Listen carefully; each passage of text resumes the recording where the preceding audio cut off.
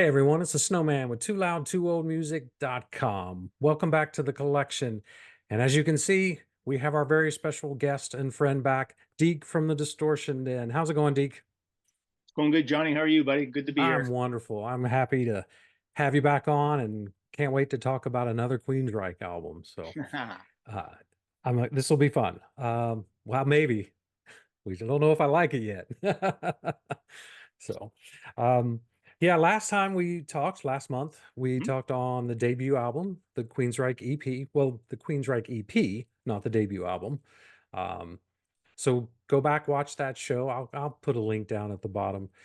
This week, we're going to talk about The Warning. Warning! Warning, warning. And that those get-ups. Yes. Good and boys. Yeah, my copy is actually crap. I need a new copy. There is a mark on my vinyl. It doesn't skip, but when it plays around, it goes, you can hear it go while the music is playing. And I'm like, oh, that just, I don't remember that when I bought it, but it was used, you know. I just need to get a new version now. Yeah, I think I got mine for when I first started getting back into albums. I think I got mine in between 10 and 15 bucks, and it was a pretty mint copy. And I was surprised to see the warning sitting in the bins because it's one of those albums that you kind of over time forget about. But it was a no-brainer buy as soon as I saw it, Yeah. and out the door I went with it. I went, holy crap, Yeah. So yeah, And let's get it Queensryche right. albums are not something you see very often. It's rare No, I come across a Queensryche vinyl. yeah, for And sure. it's not because they're not good, it's people don't let them go. That's the problem. Yeah. Yeah. Well, The Warning came out September 7th, 1984. Mhm. Still got all the original band members. So you got Scott Rockenfeld, you got Michael Wilton, Eddie Jackson, Chris DeGarmo, Jeff Tate. So the gang's all there. The main classic lineup that we all love and wish were still together. At least I do. Nothing against Todd, the new singer. He's phenomenal. But it's classic Queensryche for me. So, um, did you get this album when it came out? Originally, I Originally. did get it on cassette tape back in Okay. '84, and it's because Queensryche, there was so much music coming out as for myself as a hard rock fan back then in '84. I mean, you had Iron Maiden with Power Slave, you had Kiss with Animalize, you had uh, Priest with Defenders of the Faith. Of course, you had Van Halen with the '84 album. You had Rush with Grace Under Pressure. You had Triumph with Thunder Seven, Dokken with Tooth and Nail, Scorpions with Love at First Sting? Thank you, and Yes. yes, and you know what? So right there, all of a sudden, those ones are going to be take the priority of being on vinyl, and then because cassettes were a little cheaper back then. Yeah. So I Yeah, did buy not it. now. No, not now, Well, but not if you get a new, yeah. Yeah. yeah, so I definitely got, like I said, once I got back in the records and I saw the warning on vinyl, it was good to get a good copy of it on vinyl. Yeah, I need to get a better one. So yeah, when Yeah, you said Kiss, Queensryche actually opened for Kiss on that Animalize tour. that's right. They did the first leg. That leg ended in December. Well, I saw Kiss Animalize in January. So Crocus opened for my show, and they were fantastic. Mhm. And then Queensryche came back and did another set, like another month or so with them. So they got on a good bill back then, and probably some good press from it as well. Yeah, and they probably had, they obviously had the financial push from their record company at the time too, because I'm sure the EP did pretty good, got their foot in the door, and Yeah. then the Warning album kind of kicked in the door a bit for them because they were getting press in the magazines and they were getting the tours, as you They said. were getting good to Yeah, the album itself, I don't think none of the singles that they put out did much of anything. They didn't chart here in Mhm. the States. I don't know about Canada. Um, but only one of the songs like was like a big hit, especially in Japan with Take Hold of the Flame. So I don't think the album went gold. It only went to number 61 here in the States, and it did go gold. I'm Hmm. just sure it's much later after albums like Mind Crime and Empire. Probably people went back and bought. Yeah, But so let's go we'll go through the songs. sure. Well, before we do, there was something else. There was something I remember reading about Jeff Tate saying about the sound and the Mm. mix.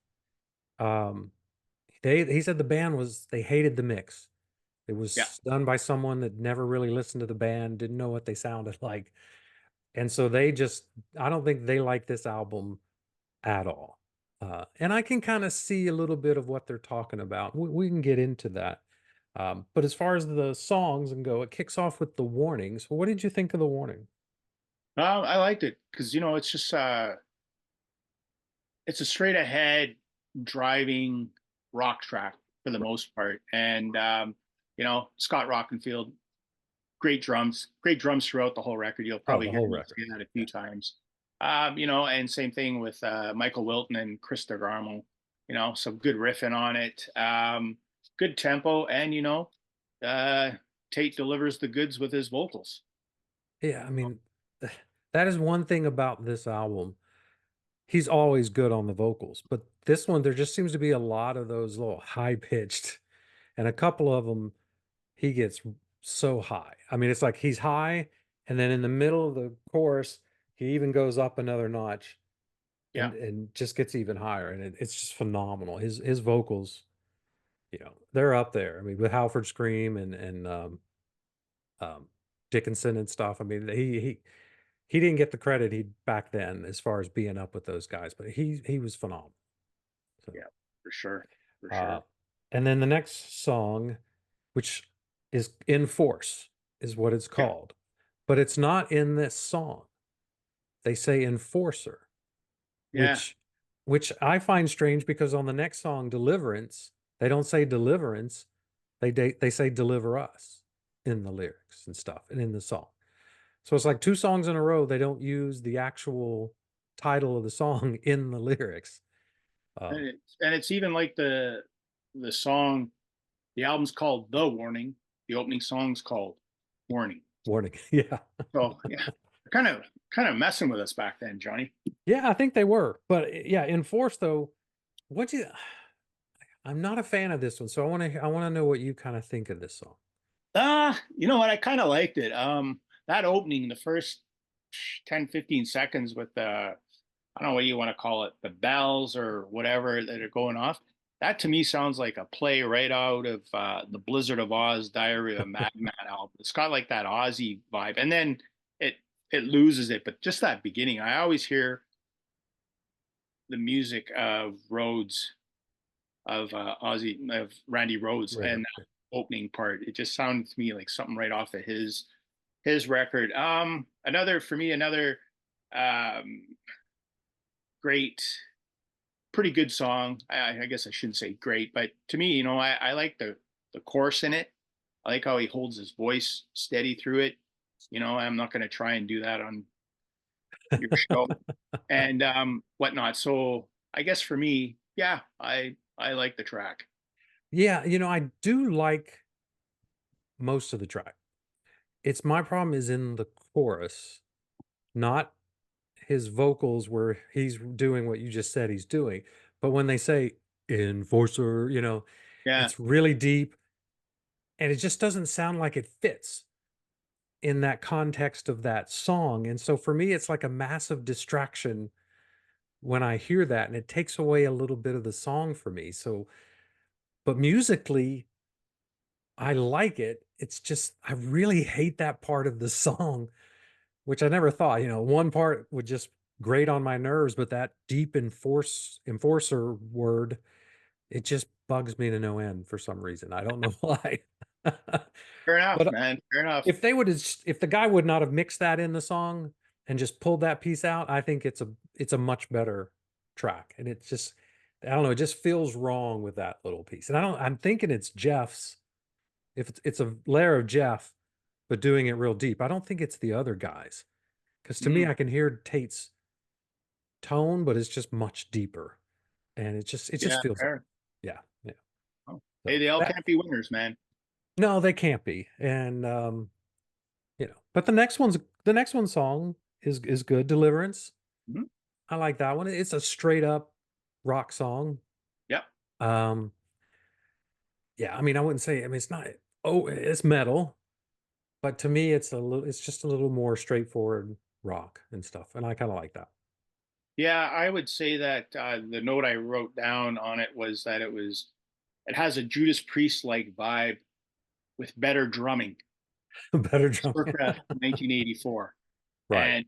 And I like how the guitars follow Tate's vocals on the verses. Oh, It's kind of a different kind of metal tune, but yeah, down to Rock and Field's drumming again. I've always, put the air drums, right? You know, oh, guy's a great drummer. Bottom line, oh, yeah, he's phenomenal. yeah, Yeah. Um, all right. That brings us what? No sanctuaries next? yeah. Yeah. Yeah. What do you have on that one? Well, I find it's like a slow build of a tune, and to me, it's almost like Tobias Forge from Ghost swiped this tune.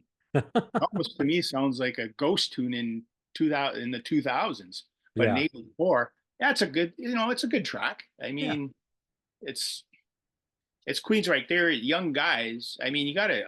I mean, everybody knows Queensryche. Like they're geezers now. Yeah. Now But they're old timers. Yeah. they were writing this stuff back in '84. They're in their early, probably nobody's probably older than 25. They're probably in between 20 and that 25 range. And I mean, they're writing some pretty sophisticated lyrics Yeah. and musicianship. I mean, it's But pretty heavy shit when you think about it. yeah, the album was supposedly inspired by George Orwell's 1984, but Ah, it's not a concept album. And no, then the fact that you said they're writing intelligent lyrics and all that sophisticated lyrics, are they doing that for the sake of trying to sound smart? Because people think metal people aren't smart, maybe. I don't know. Or are they really? I don't know. Sometimes I felt on this album they were trying too hard, both lyrically, to sound intelligent, not knowing if they really are. But then again, later on, I realized, yeah, you know what? I think they are because a lot of the stuff in the future that they wrote, man, it is a little more sophisticated, a little more smart, intelligent.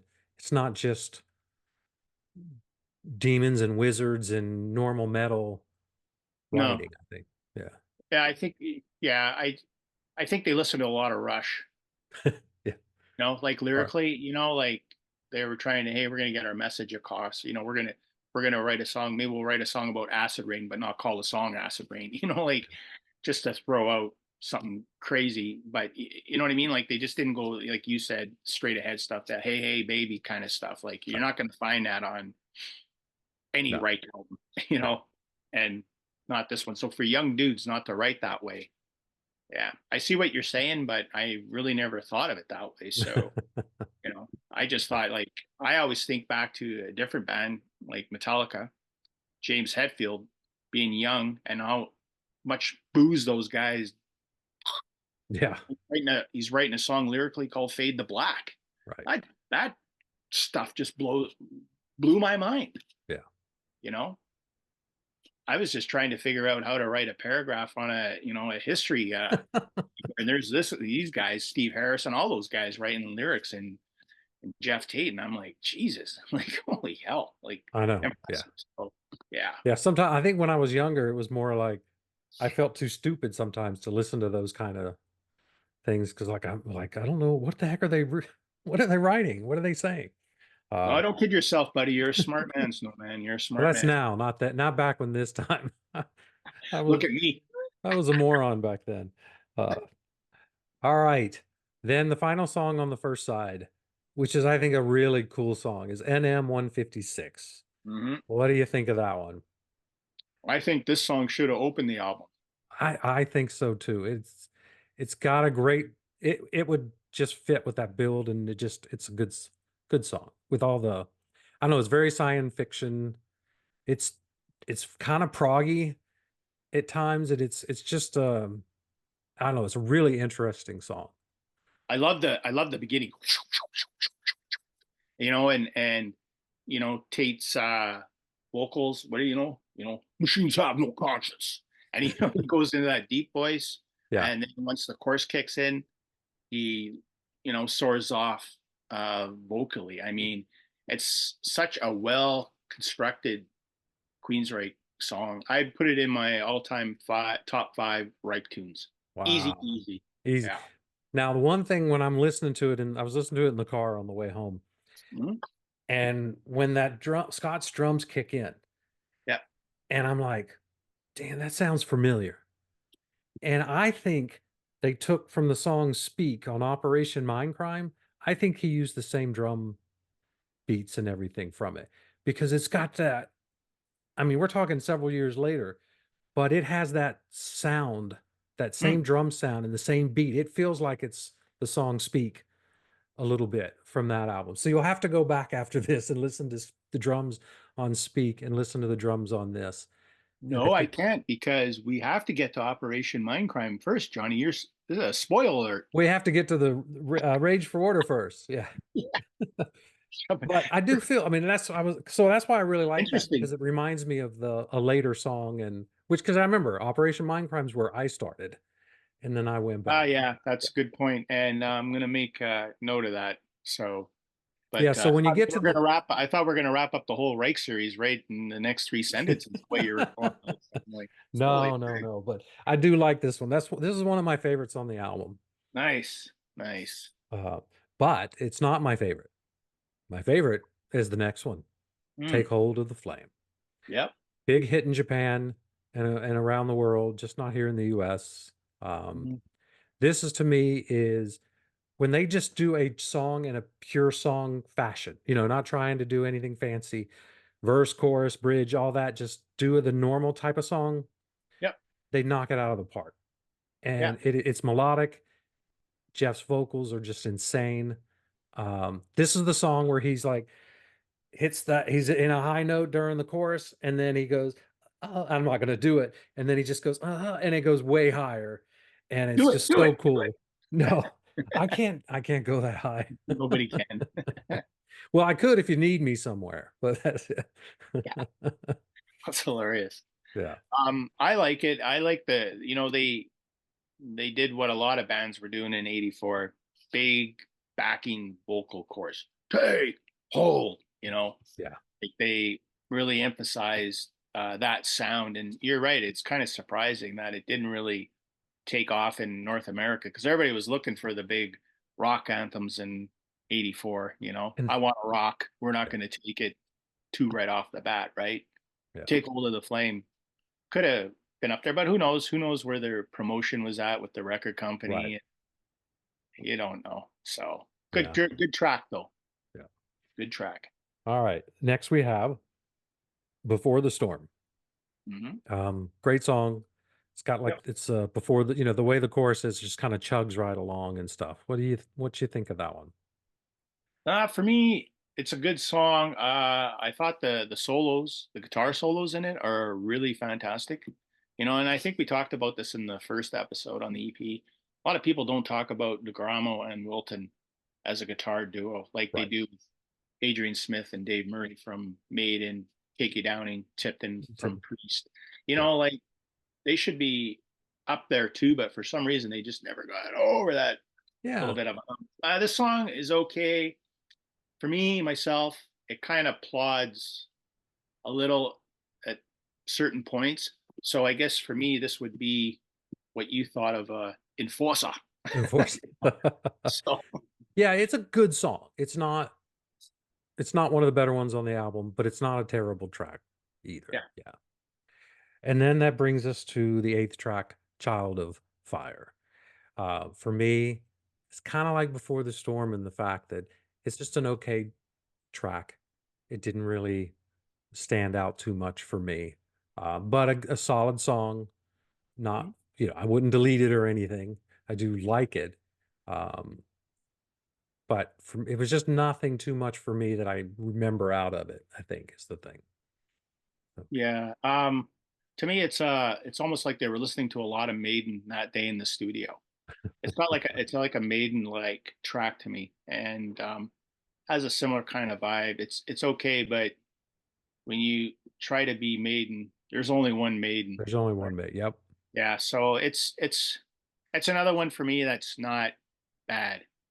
Yeah. So It's not bad. it's Just there. not gonna write home about it. Yeah. We're not gonna do a whole show on that song. Or a whole series. For a whole series. Yeah. All right. Final track on the original album, Yep. Roads to Madness. Now, this song is like 9, 10 minutes Yep. long. It's got elements of prog, it's metal, it's all over the place sometimes. I like it at times, I don't at times. The guitar work, the drum work, you can't fault it at all. Jeff's vocals, you can't fault, but I think it's a little bit too long. Yeah. Um, Still not bad. What do you think about Yeah, I basically agree with you in all your points. I mean, they have that chill section, and they could have sliced off some seconds off of that and just built it up quicker. But who knows? Maybe the record company's saying we need 40 minutes on this record, boys. 40 minutes. Yeah, So, how long is it? Let's see. It's 48 minutes. Oh no, oh, my this bad. Okay, so they, so what do I know? But you know, yeah, it's a good ending to the album. And my line of thinking back then was like, I guess that's going to be the way they go with having a long song at the end. Because I mean, Lady Wore Black was like what, 8 it was minutes yeah, off and each yeah, beat. yeah. So you know It's what? Another good song. yeah. And you're right about being the last track. I think that's the best place for it. True. Anywhere else, and it might have lost me. But because it's the last track, I think that's why I always finish it, just to it's not it doesn't bother me being there. But being somewhere else, it might have weighed it down or slowed things down or Yeah, something true. for me. Yeah. Now in 2003, they did reissue the album only on CD. I don't think there's vinyls for this, Okay. but they added Prophecy on it again. And Prophecy was the added song on the EP when they reissued it. So I Wow. just found that strange that they included that song both times. Now, Prophecy, if we remember, anyone remembers from the first episode, was recorded during Rage for Order, never used on that album, but apparently now they've used it twice as a bonus track on a reissue for the other albums. So, It's which is probably great. I mean, it's a phenomenal song. I love that song. and it's Uh, probably what happens when you let Suits do these yeah, kind of issues sometimes, right? They're probably like prophecy. Oh, let's throw this on, and then somebody says, "Wait a minute," and they're like, "Ah, too late." yeah, So, and who knows? Maybe they want that song to be heard. Maybe Queensryche said, "Yeah, put it on yeah, again. Who possibly. cares?" Yeah, and they also gave us two live tracks. One, Lady Wore Black, not filmed, live at the Astoria Theater in London, and then they gave us Take Hold of the Flame live and from Madison, Wisconsin. And I know on iTunes, if anyone cares, there is an expanded version of the debut album, and it has a whole live show. Oh, where did I see that? Oh no, that was the expanded version of the debut album. I'm wrong there. I thought I saw expanded for the main one, but the debut they did an expanded with a live show. So Ah, yeah, gotcha. I screw up my memory's not what it used to be. Tell me about it. We're Yeah. all in that same boat, buddy. Yeah. All right. So like I surprised you last time. No What would surprises this time. I'm ready for you. you ready for it? What would you how would you score this one? Well, you know what? I thought it was a good revisit on an album, and then so I try to compare the two. I try to go back to when I was a young hellion back in 1984 when I heard it to the old geezer that I am in 2024. 40 years. I mean, it's crazy. It's a 40-year-old record, right? Right. So I do the math quick. I was 16 when it came out. So, and at the time, like we talked about earlier, it just got lost in that avalanche of albums that came out, all the big heavy hitters. Yeah. So, you know, Before the Storm and Child of Fire kind of lose me. They're not skipper tracks, but overall, I do like it. And I like the packaging. The cover's kind of neat. Yeah, I The mean inside's neat, the lyrics and whatnot. look, So I it's threw it got down a 4. a 4. Wow, that is good. But yeah, it's got the weird mouth. Yeah, Yeah. So it's an interesting cover. I like the use of the green. I always am a sucker for that kind of color. Green smoke, man. Who was using green smoke in '84? And what about their look? I mean, it's not as bad as it gets. Next album, it's pretty, whoa, it's pretty out there. But this is more standard metal. Um, they got the leather. The hair's not crazy. So No, that's not too bad. I can't wait no. for the next album. We can talk about the fashion on the next album. So That'll be a now, half hour right there. yeah. Now my rating on this one, I'm not too far off of you. I would say like a 3.5. Um, Before the Storm, like you said, um, and Child of Fire are just so tracks. And then reason I'm going a little bit lower is because Enforce, just that piece still bugs me so much it gets dinged a half a point on my rating. Damn, Johnny, you're gonna have to talk to somebody about that. Yeah, I have a You were therapist gotcha, appointment man. after this, so we'll be good. Shit. Yeah, My that's all. anger issues are coming out. Yeah, peace, So brother. But yeah, no, you know what? Yeah, so maybe I'm a little generous with 4. I don't know, but no. it's like I said, I can listen to it through. Some songs are obviously stronger than others, but Yeah. there's no skips. So to me, that's why I give it a 4. I know some people talk about the production on it. The band themselves weren't happy with the production. You know what? I have no qualms with it, and they had to work with what they had. That's how I view some of these records. Yeah, and it's like they even complain, Kiss's debut album's not the greatest production, but No. it's got songs. It's good. Yep. Production's not usually something, you know, I don't really care too much. I do care. I do want it to sound good. Right. But if the songs are good, the songs are good, and they're gonna come through whether the production's good or bad. So Absolutely. they might not like it. There were some things I can see what they might not like, but overall, it still sounded great, and it was still a solid Queensryche album. So, Fair but enough. all right, well then that's a wrap on this one, I guess. Okay, next week we're gonna come back. We're gonna do Rage for Order. Not next week, next month. Next month. Sorry, That's we're not okay. doing this every What? week. It's too We're much not doing work. this every week. No way. No way. So, so we'll come back next month. We'll do another one. We'll do Rage for Order, Yep. and looking forward to that one. You too, man. And that's it. So thanks, Deke, for joining me. I really appreciate it, taking the time out and doing your homework.